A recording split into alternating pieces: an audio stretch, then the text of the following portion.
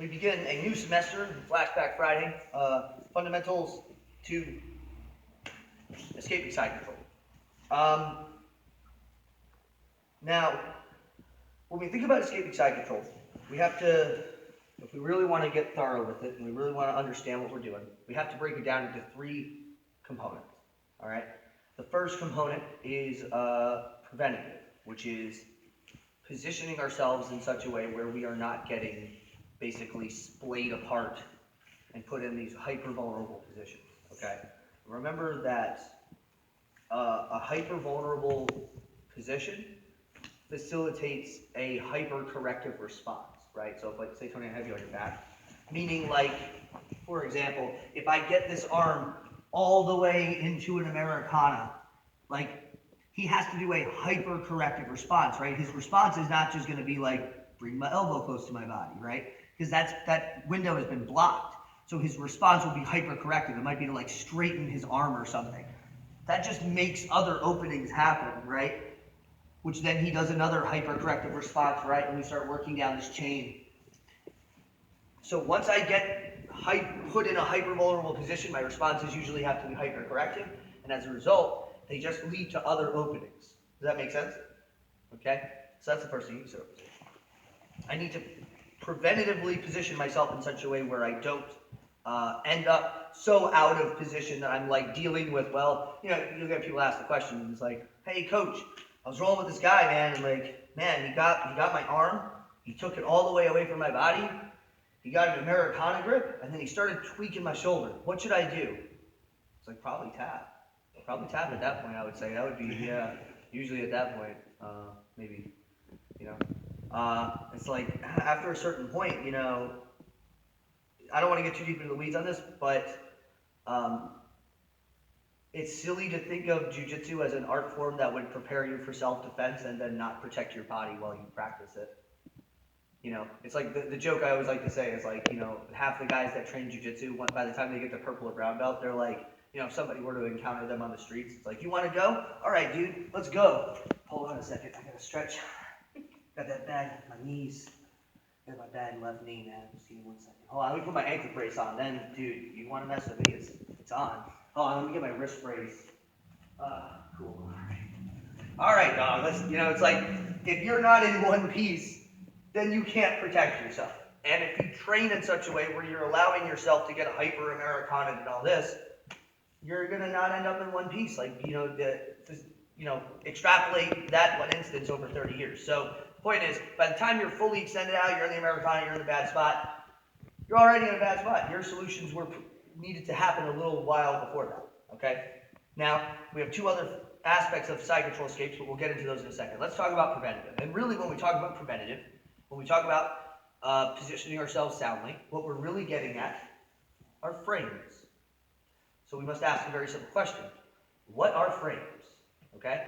I have heard frames explained by a lot of people, for the most part, rather poorly. Okay? Frames are a very simple idea. Frames are when I put my bone structure between me and my opponent. Right? This is very critical to understand because, Tony, let me show you back this. Let's see, how should I do this in a way that won't hurt your shoulder? Do me a favor. Take your, put your elbows like your little pinball flippers, right? Okay, great. Now, I want you to take your hands, connect them, and then, just like a cable grip, and I want you to put your elbows past the line of your shoulder. Like, meaning, like, loosen up here, okay? If I put straight downward pressure at this moment, where his elbows are past the line of his shoulder, it's going to fold easy. Give me some resistance on that. It's like, man, that's pretty easy for me to collapse. However, if you're here, right, and just like now make straight lines, cool. Let's say I try to flex it. Let's do it like here. Don't let me collapse those arms.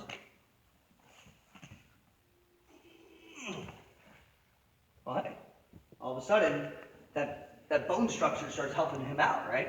What if he's here, though? Right? So, loosen up. Here, past the line of the shoulder, his bone structure isn't helping him. Here, past the line of the shoulder, his bone structure isn't helping him. Here, I'm riding that, the anatomy, right? Does that make sense? Y'all with me so far? Okay. Furthermore, and I'll try to do this without like slicer things. Just be ready to tap if this hurts a lot, okay? So go back to like that machine gun pose, okay? I'll go to the hand. Easy. Go to the elbow. Right? So what did I just find here?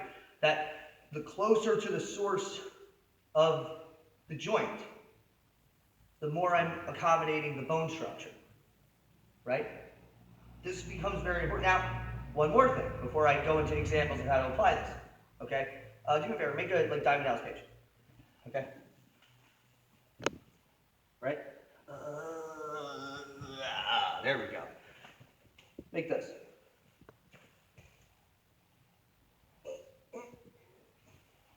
Hard to collapse. What's the difference? The joints are stacked. The joints are extended, right? So what's being stacked? Bone structure, the anatomy. It's all in a line. So what we need to think about are two things that are very critical. One is we need to utilize bone structure as quickly as possible. And two is, if I don't get bone structure directly in front of them immediately, we need to position ourselves in such a way where we could get to bone structure. Why is this important? Well, let me get you up. So Tony is passing my guard, right? Say he does a knee cut, whatever. He knee cuts past my guard. My frames don't happen here. Go ahead, knee cut. Keep going. Ha! Ha ha! I got the frames. This is nothing. This is meaningless, right? Look at where my elbows are. So let me get you out of here for 1 second, right? I got one elbow that's past the line. I got one elbow that's past the line to the outside. Where do I need to take these elbows? Like, where do I need to put this elbow? In, right? Here. Where do I need to put this elbow? In, here, right? So come back. Is it realistic? Go ahead and grab my head again. That from here I'm going to get that? Like, is it realistic that it's going to be easy for me to get these arms in the way? And that's too far gone. Right, it's too far gone, right? He's close. He's occupying the space those frames need to come in. So he comes, we go back, whatever, we're at a knee cut, he passes, right? I'm immediately aligning this. Settle your position. Here. Now I have my frames. Can you see Ben? Can you see what we're doing here? So I'm here. It could be the hip. It could be the elbow. I like the elbow, but what it is I'm here. Please collapse my frames.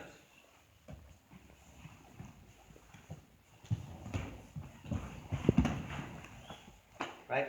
He's going to just like move himself out of position trying to collapse that. As long as he's on the bone structure. Wow, I feel really light on this one. Let's say we're here. What if my forearms are what's holding him? Collapse those frames? Easily, right? We go back, collapse those frames. Very difficult, right? So he's low at my elbows. Furthermore, okay, alternatively, we're in the knee cut. And we're just using the knee cut as our analog passing. Really, it's he passed my guard in some way. He passes. I don't feel like I can get those forearm frames. He starts going to grab my head. I'm here. Go ahead and turn over, right? Okay. And we'll get into the escaping mechanisms in a second, but guys, look. Boom. Spastically.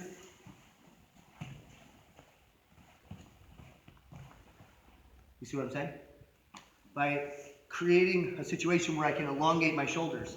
And again, we'll get into that, put a pin in that a little bit, but again, I'm putting bone structure behind it. So we'll start out, let me get you out of here, Kevin, grab your fast so you can see what I'm talking about. Just working for these ideas. My frames are preventative. So be in front of me here, please. So he goes past my guard. I'm immediately thinking, let's see, we go back. Go back to that knee cut, right? As he's knee cutting, right, I'm immediately thinking frames. And I'm immediately thinking goalposts, like elbows, everything should be in a straight line. So that if he tries to grab my head, I'm framing him out. If he turns the corner, like get perpendicular with me, he's here. And now he's at my elbow, right? He's not down at my hands where he's going to collapse my frames easily, right? We go back. He's here. Collapse the frames. I want to glue my knee to his hip. We're going to get to that in a second, but I'm going to be here and I'm here. So it's very hard for him to break down, okay? Furthermore, if he gets wild with his arm, he's trying to grab my head, double up. Now I'm here. Smash me, please. Go ahead. Right? Like, once he's at the ends of these arms, it's very hard for him to stabilize his weight. That's kind of there's some advanced nuances that we could get into. We'll avoid for today, but the first thing we want to get into is just understanding where the frames want to be. It's not about where the frames are on Kev. It's about where the frames are in relation to me, right? They could be collar and hip, collar and elbow. I mean, dude, they could be elbow and elbow. They could be elbow and hip. I don't really care. Like, sometimes I'll end up in side control, and like he passes and whatever, and like we'll end up in these weird spots. And I'll just be here, but it's like smash me. I don't care, right? I actually have some interesting ideas of ways I can get out and use those frames. But if this is right, if I have these straight lines, and if he starts to lift, I just keep those. I never let this happen, and I never let this happen, right? I'm either here, where it's like my fist to my elbow, which connects with my body, right? This, and I'm elongating, or I'm here, where it's straight down, or I'm here. Does that make sense, guys? Again, it's a little more vague than like repeat these exact motions. I want you guys to pair up, work through just like your partner passes, and get those frames immediately. I don't care where they line up, just get them and play around with them trying to collapse. Okay? All right, we'll put it up, work it out. 1, 2, 3.